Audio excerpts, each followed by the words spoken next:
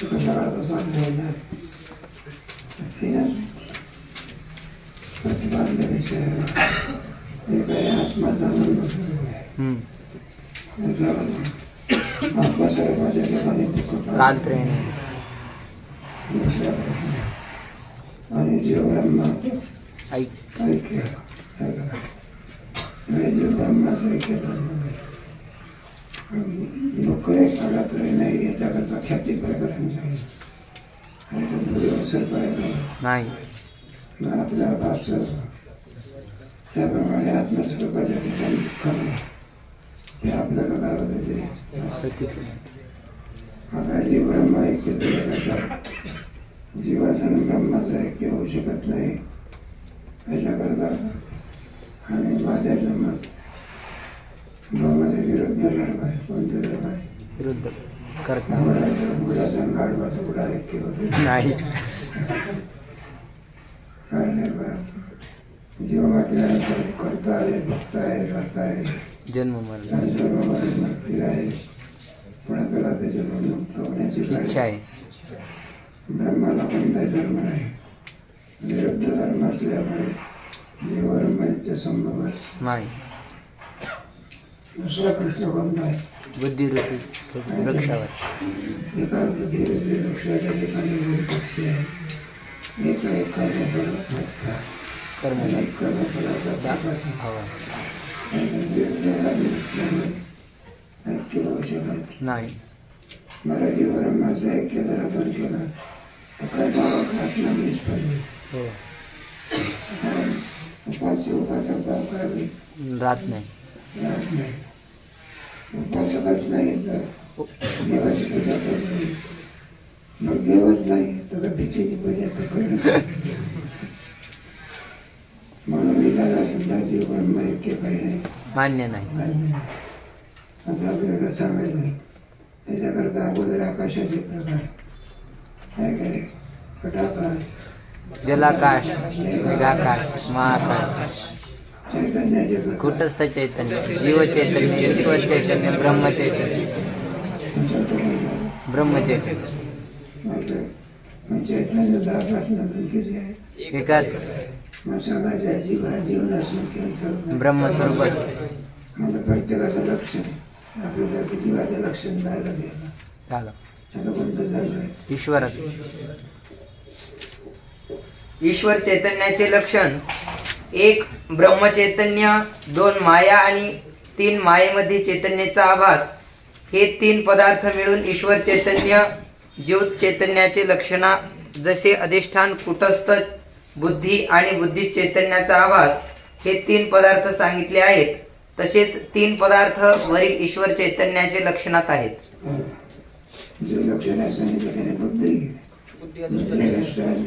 चैतन्य प्रतिबिंब जीव चैतन्य जीव. आता ईश्वर व्यापक आहे. मग त्याचा अधिष्ठान ब्रह्मचैतन्य, पुढे माया, पुढे अधिष्ठानाचा पडलेला आभास, 3 मिळून काय होतं? ईश्वर. त्याच्यामध्ये माया घ्यायची, काय घ्यायची? माया. आणि त्या मायेमध्ये चैतन्याचं जे प्रतिबिंब पडतं असं 3 मिळून कोण होतं? ईश्वर. बुद्धी माया विशिष्ट चैतन्य म्हणजे ईश्वर. त्याच्यामध्ये ईश्वराचा अधिक वर्णन करून सांगितलेलं आहे. पुढे गरजा. ईश्वर हा दृष्टांतातील मेघाकाश स्थानी आहे.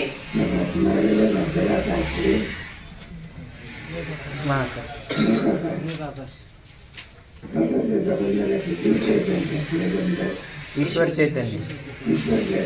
कोणाच्या ठिकाणी पुढे तो सर्वांतर्यामी आहे. सर्वांचे अंतःकरणात त्या त्या जीवाचे कर्माप्रमाणे कर्म प्रवृत्तीची प्रेरणा करतो आणि सुख दुःख भोग देतो. प्रकाशक कोण आहे? ईश्वर. जीव कर्म करतो, त्या कर्मापासून एक निषिद्ध कर्मापासून काय होते? पापाने पुण्य, पापाचं फल दुःख, पुण्याचं फल सुख. जीवाला बघा वाटतं का? दुःख मग नाही, नको भगवणारा होय. ईश्वर ईश्वर काय केला मानला पाहिजे. कडे जगातील असे सर्व व्यापार करूनही तो सदैव मुक्त आहे.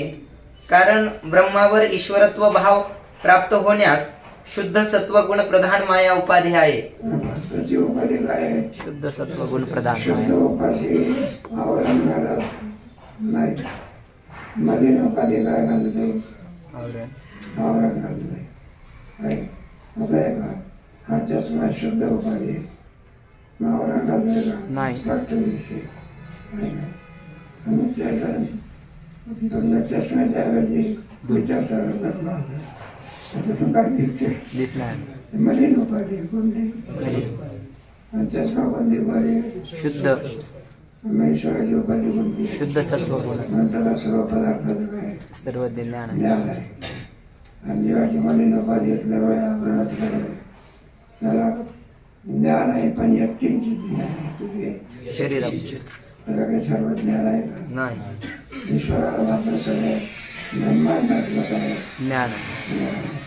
त्याला सर्वज्ञ सर्वज्ञ. जीवन प्रज्ञा ईश्वर काय? सर्वज्ञ.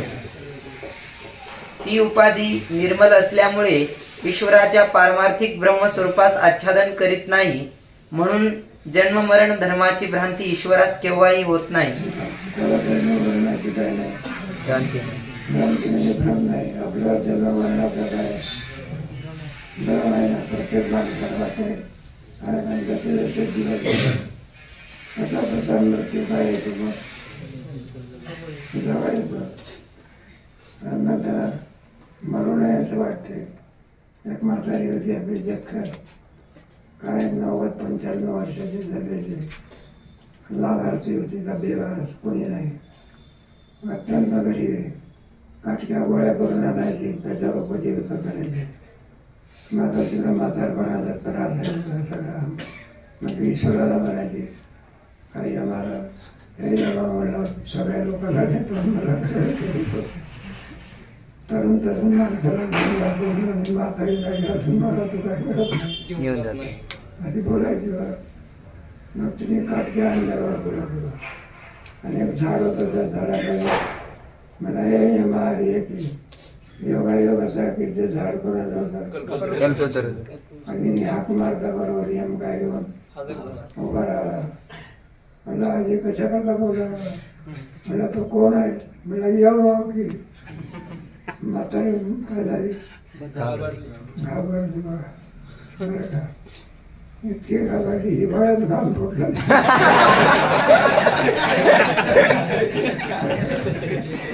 नक्की म्हणाला भाषा तिची बोलत नाही. म्हणलं कशा करता बोलावलं? म्हणलं मुळी चढ झालेली आहे काय झालेली काय होत नाही उचलत नाही. प्रत्येक माणसाला मरण आवडत नाही ना आल्याशिवाय राहत नाही. भ्रांती कोणाला आहे? जीवाला. जीवाला. ईश्वराला भ्रांती नाही. संताला सुद्धा काही नाही. भ्रांती. मरण माझे मरून गेले मज गेले अमर. कोणाला भ्रांती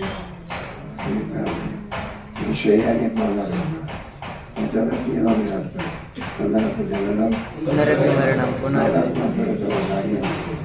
त्याच्यातून सुटण्याचा काय करतो? प्रयत्न करतो. अंतकालेषु मामेव स्मरणं त्वा कलयं यः प्रयासि स्मरणं संशय. जन्म मरणाची भ्रांती ज्यावेळी त्याला झाली नाही त्याला मुक्त म्हणायचं. काय मुक्त. मुक्त ज्ञानाने संपन्न पुरुष असतो. त्याला मरण नावाची वस्त्र तुका म्हणे काळ आता कर्ण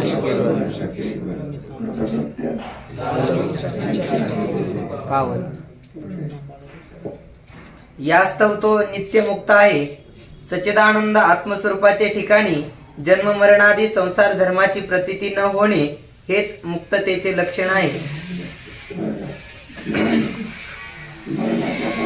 सुटलेला आहे, मरणाची भीती जवळ राहिलेली नाही, त्यालाच कामाला जा. मुक्त समजायचं. ईश्वर कसा आहे? नित्यमुक्त, नित्यमुक्त. जीव कसा आहे? बद्धमुक्त, मुक्त. हेच मुक्ततेचे लक्षण आहे आणि होणे हे बद्धतेचे लक्षण आहे. म्हणून ईश्वर सदा मुक्त आहे आणि अज्ञानी जीव सदा बद्ध आहे. जीव बद्ध, त्याचा सुटला आहे तो मुक्त. जोपर्यंत मी मरणार आहे असा भ्रम ज्याच्या ठिकाणी आहे तोपर्यंत कोणी का असेना बद्दल आहे. तो ब्रह्मदेव सुद्धा कोण आहे? बद्धच. तो पवार आहे. तो ईश्वर सर्वज्ञ आहे म्हणजे सदैव सर्व पदार्थास जाणतो. या सर्वज्ञतेचे कारण परमात्म स्वरूपाचे ठिकाणी ईश्वर भाव उत्पन्न होण्यास उपाधी जी शुद्ध सत्वगुण प्रधान माया ही आहे. माया, अविद्या, अज्ञान वगैरे ही एकाच पदार्थाची नावे आहेत. ब्रह्मचैतन्याच्या ठिकाणी जीव भाव ईश्वर भाव कसं मिळाले? मायाची उपाधी लागली, ईश्वर अविद्येची उपाधी लागली, जीव. जीवभाव. आणि कोणतीच उपाधी नसेल तर ब्रह्म. दयेची उपाधी लागली संतभाव. भक्तांची दया आहे. भांडवल संत आहे. तेही दयेचा प्रयत्न करता येतात. अवतार ब्रह्मा ईश्वरी येतो, ईश्वरी अवतार येतो का नाही? ईश्वराचा आहे काय अवतार, संताचा आहे अवतार. माया ही सत्व, रज, तम या 3 गुणांनी युक्त असते. पण तिच्यामध्ये केव्हा केव्हा एखाद्या गुणाची वाढ असते. ज्यावेळी सत्वगुण फार होतो त्यावेळी रज, तम ही अगदी कमी असतात, मुळीच नसतात असे कधीही होत नाही. सत्वगुण फार वाढला म्हणजे तो रज तमाला आपल्या स्वाधीन ठेवतो. अशा स्थितीलाच शुद्ध सत्वगुण प्रधान माया असे म्हणतात. 3 गुण आहे ज्याच्यामध्ये तत्व संजय काम,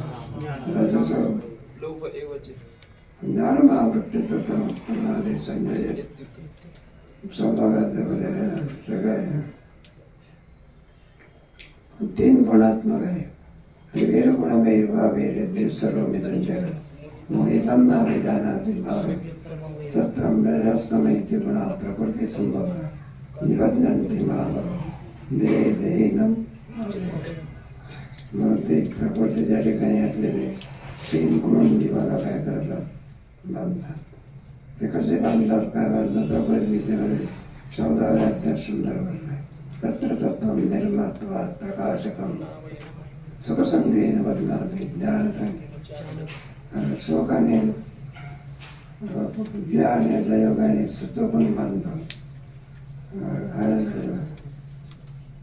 सुखसंगेन बध्नाति ज्ञानसंगे रजोरागात्मकं विद्धि रत्नासर्वसंबद्धं अन्यवर्णादि क्रोधे नमस्तज्ञानदं विद्धि मोहनं सर्वदेहिनां प्रमादालस्य निद्रावे सन्निबध्नाति. सुंदर अध्यायामध्ये गुणाचा वर्णन केला. भागवतामध्ये 26व्या अध्यायात वर्णन आहे. हे गुण जीवाला काय करतात? पुढे. आणि म्हणूनच ती ईश्वराचे स्वरूपास आवरण करीत नाही. ज्यावेळी सत्वगुण कमी होऊन तमोगुण वाढतो त्यावेळी तिलाच अज्ञान असे म्हणतात.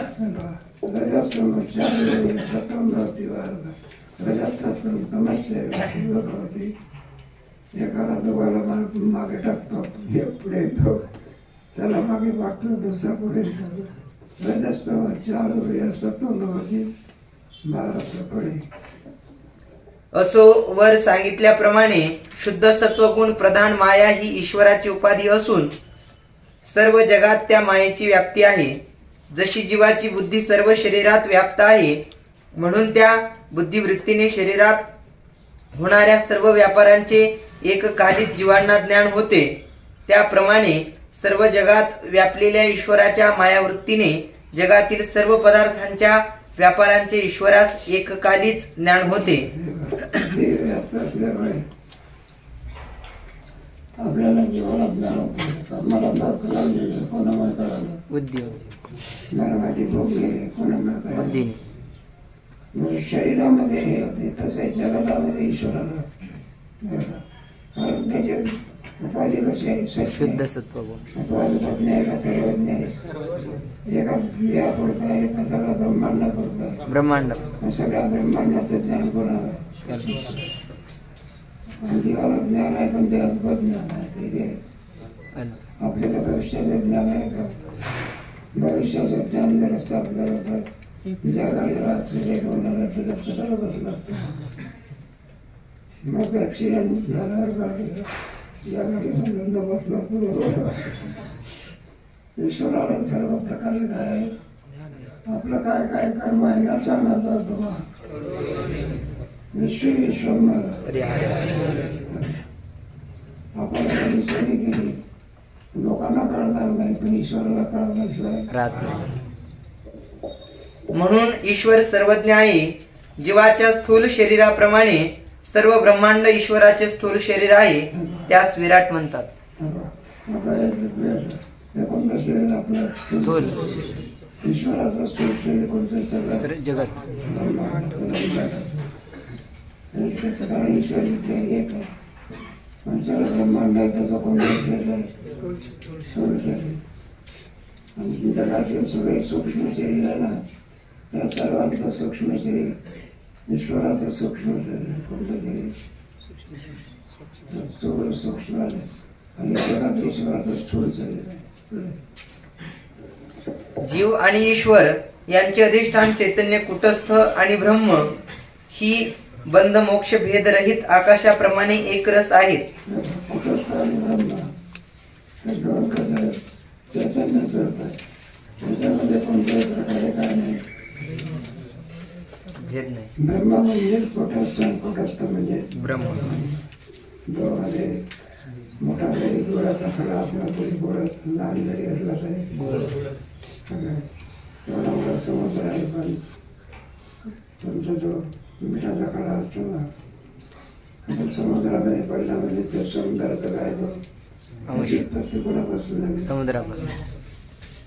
कोणाची मिळतो? समुद्राशी.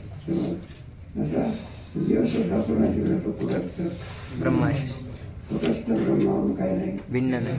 चैतन्यामध्ये कोणत्याही प्रकारे भेद पाडता येत नाही.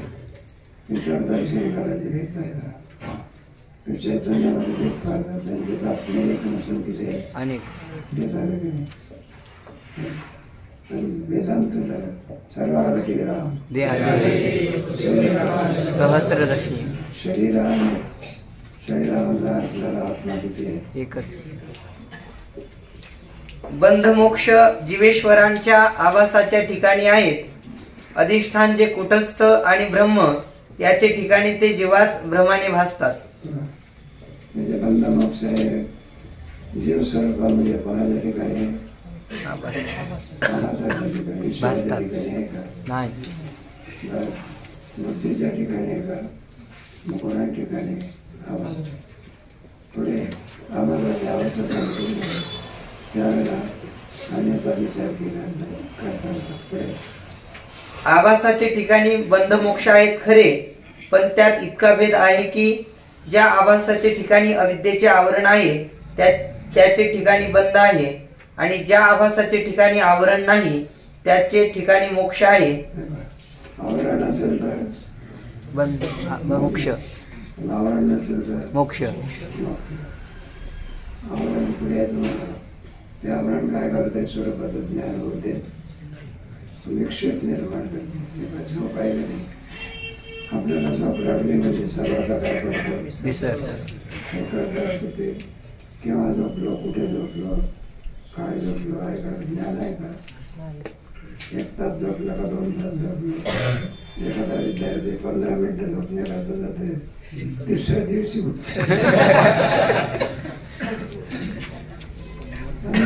स्वप्न काय करते? दाखवते. मग कसं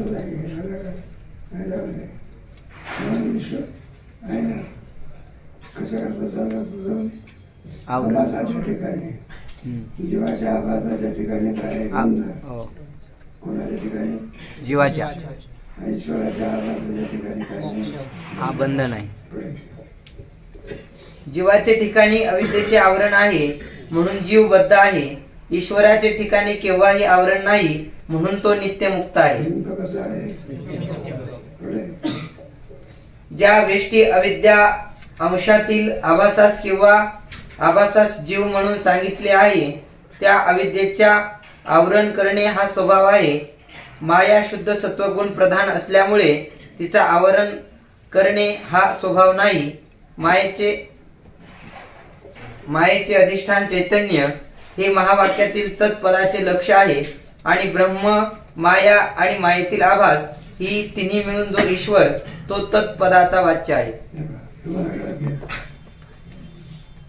साधनामध्ये आपण तत्त्वमसी हे वाक्य साधनात मांडलं गेलं. श्रवण पुढे पुढे शेवटचा कोणता तत्पदवाच्य कोण आहे? ईश्वर, ईश्वर. लक्ष ब्रह्मचैतन्य, तत्पदवाच्य जीव, लक्ष कुटस्थ चैतन्य, ऐक्य कोणाला होते? कुटस्थाचा आणि ब्रह्माचा जीवाची उपाधी वेगळी, ईश्वराची उपाधी वेगळी. मग दोघांचं ऐक्य काही होऊ शकत नाही. मग कोणाचं ऐक्य होतं? अधिष्ठान चैतन्य. अधिष्ठान. ते चालू झालं. जगाची उत्पत्ती, पालन आणि संहार करणारा ईश्वर आहे असे शास्त्रात सांगितले आहे. त्याचा अर्थ असा आहे की ईश्वर स्वरूपातील जो आभासांश आहे तो सर्वज्ञतेने सृष्टीचे उत्पत्ती आदी व्यवहार करतो. ईश्वर आहे म्हणजे माया. माया म्हणजे पडलेला प्रतिबिंब करणारा भाग आणि अधिष्ठान चैतन्य. मग ईश्वर सृष्टी निर्माण करतो. त्याच्यामध्ये आपल्याला आभास निर्माण जीव जीवनसत्ता सर्व सृष्टी निर्माण करण्याची शक्ती कोणत आहे? ईश्वर. त्याला सर्वशक्ती अल्पज्ञ अल्पशक्तिमान सृष्टी निर्माण करतो. नाही. अल्पशक्ती आहे. बंध आहे, मोक्ष आहे. कारण ईश्वर सर्वज्ञ, सर्वशक्ती, मान, स्वतंत्र, सर्वव्यापी. हे अवच्छेद कोणाचे? ईश्वर आहे. ईश्वर आपल्या आभासाच्या द्वारा ही सृष्टी काय करतो? निर्गुण. सगुण आहे का निर्गुण आहे? कुठे वैकुंठात राहतो का काय करतो? असं वादाचा प्रश्न असतो. म्हणून ईश्वर निर्गुण पसंत सर्व व्यक्ती आहे. ईश्वर जीवाप्रमाणे सर्व व्यापक सर्व व्यापी काय मायाच्या आवरण झालं. सर्व व्यापी असल्यामुळे व्यक्तीला संपूर्ण जीवाचं ज्ञान कोणाला आहे? ईश्वराला. भक्तावर अनुग्रह आणि असुरांचा नाशही तोच करतो. फार काय सांगावे. शास्त्रे जे काही ईश्वराचे ऐश्वर्य वर्णन करतात ते सर्व ईश्वराच्या आभासाचे आहे आणि ईश्वराचे अधिष्ठान ब्रह्मचैतन्य निर्विकार एक रस आहे. तोच परमात्मा भक्त करता काय अभ्यास अवतरण अवतार कोण घेतात? ईश्वर घेतात सगळे. आपण ईश्वराची प्रार्थना करत कशा करता अवतार घेतो, कसा घेतो, काय घेतो वगैरे. गीतेचा अवतार देवाचा हरि ऑफिसर नव्हे आत्मा संभवाम्य आत्ममाय ग्लानिर्भवति भारत व्युत्थानधर्मस्य तदात्मानं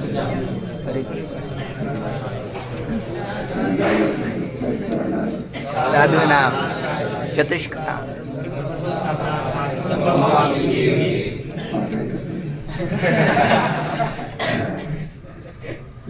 चांगली गोष्ट आहे. त्याचे ठिकाणी सत्ता, स्फूर्ती आणि आनंद याशिवाय दुसरे कसलेही ऐश्वर्य नाही.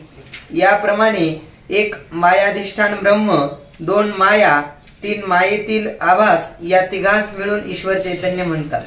त्यांना काय म्हणायचं? ईश्वर चैतन्य. तीन मिळून काय होतं? ईश्वर चैतन्य. तीन मानावर टाकतात. शुद्ध ब्रह्माला ईश्वर म्हणता येईल. नंतर कोणती उपाधी लावायची? माया ब्रह्मचारी माणसाला दृष्टी म्हणता येतं नाही. दृष्टी म्हणायचं तर ते उपाधी काय करतात? अशा रीतीने कारण संगती करता ईश्वर तुम्हाला काय करावं लागतो? मानलाच पाहिजे. उपासना करता ईश्वर काय केलं पाहिजे? ईश्वरच नाही तुम्ही ते प्रयत्न पसंत करता. ईश्वरच सर्व उद्देश तिष्ठती नामयन सर्वभूतानि यंत्ररूढानि तमेव शरणं मुक्ति सर्वभावेन तत्प्रसादात् परां शान्तिः. काय करतो? ईश्वर कसा आहे? आनंद अद्वय नित्य निरामय. म्हणून भक्त लोकांची उपासना करतात ईश्वराची. बाकीचे जे आहे ना तुमच्या जेजुरीचा खंडोबा सेंद्रिय कोण त्यांच्याकडे शक्ती आहे पक्ष होता. देवीचा उपवास होता काय खंडोबाचा म्हणा किंवा काही त्याला काहीतरी होती विधी सांगण्याकरता जात असे. बाबा घेऊन जायचा ते घेऊन जात असे. पुढे मला वाटलं आपण देवीचे उपासक आहोत, देवी प्रसन्न आहे. मग मला लागले तिचा काहीतरी उपयोग करून घेतला पाहिजे.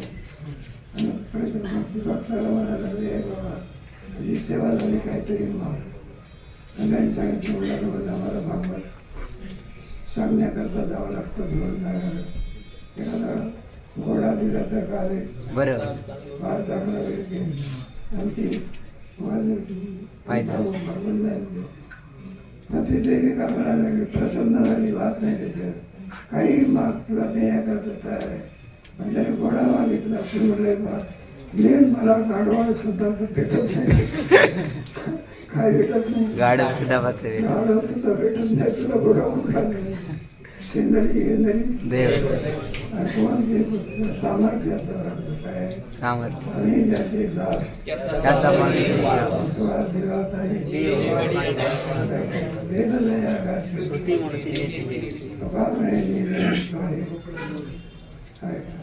मला उपासक कोणाची उपासना करतात? ईश्वराची. ईश्वराला जन्म नाही, ईश्वराला काही नाही, मरण नाही, प्रसन्नता त्याच्यावर नाही. तात्पर्य पण ईश्वर तुमच्या आमच्याकरता भक्त रूपाने काय होतो? देवरूपाने होते. राम होता, कृष्ण होता, 10 अवतार आहे ना. किती अवतार आहे? मत्स्य कत्स्य वराह परशुराम कृष्ण. आणि आता शेवटला कोणता? परमात्मा. काय परमात्मा कसा? देवाचा आहे देव आणि काळीकडे काळाचा. त्या परमा वेद जया गाते श्रुती गीतेत असलं काही सांगायचं विचार सांगायचा. आणि ते ईश्वर काय केलेलं आहे सांगितलं. ज्या अर्थी जगत दिसतं त्या अर्थी जगत निर्माण करता ईश्वर काय केला पाहिजे? परोक्ष आहे. तुम्हाला गेलं की नाही अजून जायचं. ईश्वर कसं आहे? परोक्ष नाही काय? परोक्ष आणि अपरोक्ष नाव आहे म्हटलं तर कोणतं जाईल? परोक्ष. दुर्दैव आहे अपरोक्ष. परोक्षामध्ये दृष्टीचा विषय होत नाही. मानावा लागतो. काय मानावा लागतो? तसा ईश्वर काय केला पाहिजे? ईश्वराची शुद्धी चाललेली आपली. ब्रह्मचैतन्याचे लक्षण स्थूल, सूक्ष्म, ज्ञात, अज्ञात अशा सर्व पदार्थांच्या आत बाहेर व्यापक सच्चिदानंद एकरूप असे जे परिपूर्ण चैतन्य ते ब्रह्मचैतन्य. सर्व पदार्थामध्ये व्याप्ती कोणाची आहे? ब्रह्मचैतन्य. आकाशाची सर्व पदार्थ व्याप्ती आकाशाप्रमाणे ब्रह्मचैतन्याची सर्व पदार्थात आहे व्याप्ती आहे का तर मग मला आहे का नाही स्थूल व्यापक आहे सचिदानंद रूप आहे चतुर्चित रूप आहे एक रूप एकरस आहे निर्विकार आहे असंग असंग सर्वच आहे हे ब्रह्माचं काय आहे वर्णन आहे ना ईश्वराचं वर्णन वेगळं ब्रह्माचं वेगळं ईश्वर सर्वज्ञ आहे ब्रह्म सर्वज्ञ आहे का नाही ईश्वर सर्व शक्तिमान आहे ब्रह्म आहे का नाही पण ब्रह्माचे आवश्यक वेगळे पण ईश्वराचे आवश्यक वेगळे पण जीवाचे आवश्यक वेगळे नाहीतर जीव म्हणजे ईश्वर ईश्वर म्हणजे जीव जाते तुम्ही हात नाही धरा समजून पुढे ते महाकाशाप्रमाणे व्यापक असल्यामुळे कोणाचे जवळ आहे असे नाही किंवा कोणापासून दूर आहे असेही म्हणता यावयाचे नाही.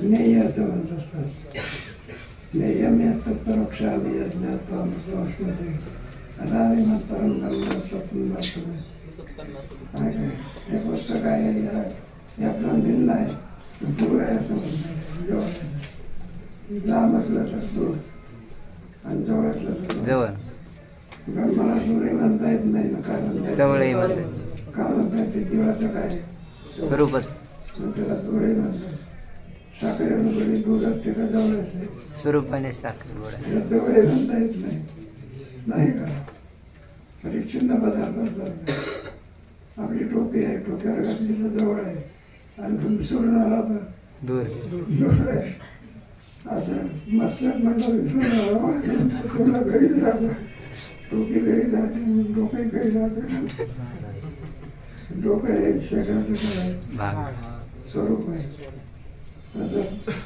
ब्रह्म हे जीवाचं काय स्वरूप त्याला दूरही म्हणता येईल 13व्या त्याला किती दूरस्थम शांतिकेत असं म्हणतात नाही का बहिरंतस्य भूतानामचरं चरमेव सूक्ष्मत्व दूरस्थम शांतिकेत पुढे म्हणता येत नाही त्याला काय म्हणता येत नाही जवळ पुस्तक आहे काय दूर आहे जवळ पुढे जे आपल्या स्वरूपाभूत निराळ्या देशात असते त्यास त्या देशाच्या उपाधीमुळे दूर किंवा जवळ म्हणतात.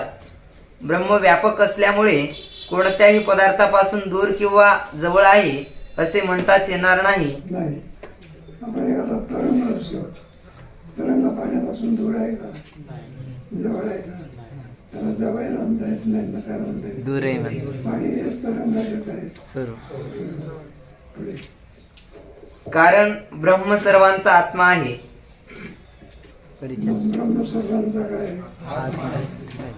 थोडे थोडा लोक व्यवहार करत असतात ब्रह्म आणि ईश्वर हे त्यातला